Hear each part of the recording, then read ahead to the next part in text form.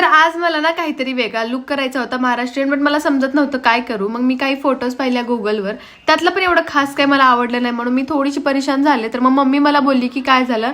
मग मी मम्मीला सांगितलं की मला असा लुक करायचं. तर मग मम्मीला मी फोटोज दाखवल्या. मम्मीने मला बोलली की तू ना श्रद्धा कपूर सारखं लुक कर, तुझ्यावर ना छान वाटेल. तर नमस्कार मित्रांनो, तर आज आपल्या घरी होणार होतं बाप्पाचं आगमन. त्यासाठी मग मी काढली ही वाली साडी घालायला. मेकअपसाठी मी यूज करत आहे फेसेस कॅनडाची रोज गोल्डची स्ट्रोब क्रीम. याच्यामध्ये आहे शिया बटर अँड हायलुरॉनिक ऍसिड, ज्याच्याने माझ्या फेसवर इन्स्टंट ग्लो येतो आणि इझिली या क्रीमला आपण हाताने ब्लेंडिंग करून घेऊ शकतो. नेक्स्ट मी यूज करत आहे फेसेस कॅनडाचं 3-in-1 फाउंडेशन आणि याच्यामध्ये मी ऍड करत आहे स्ट्रोब क्रीम, ज्याच्याने माझा बेस एकदम परफेक्ट होईल. हे फाउंडेशन, मॉइश्चरायझर आणि सनस्क्रीमचं काम करतं. इझिली ब्लेंडिंग होते, 10 hours long lasting stay, 24 hour hydration and suitable for all skin type. माझ्या मेकअपला फायनल लुक देण्यासाठी मी यूज करत आहे फेसेस कॅनडाची कम्फी मॅट वावची लिपस्टिक आणि हे खरंच एकदम वाव आहे.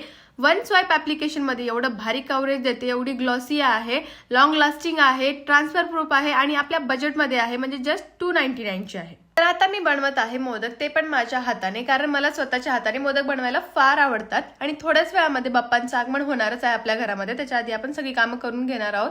तर मोदक झालेले आहेत आणि मी त्यांना तळून पण घेतले. तर तुम्ही बघू शकता माझे मोदक कसे झाले सांगा.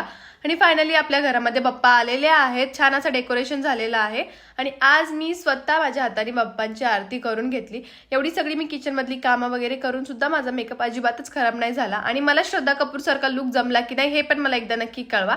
जर तुम्हाला पण हे प्रोडक्ट पाहिजे असतील तर मी इथं QR कोड दिला आहे, स्कॅन करून तुम्ही पण बाय करा.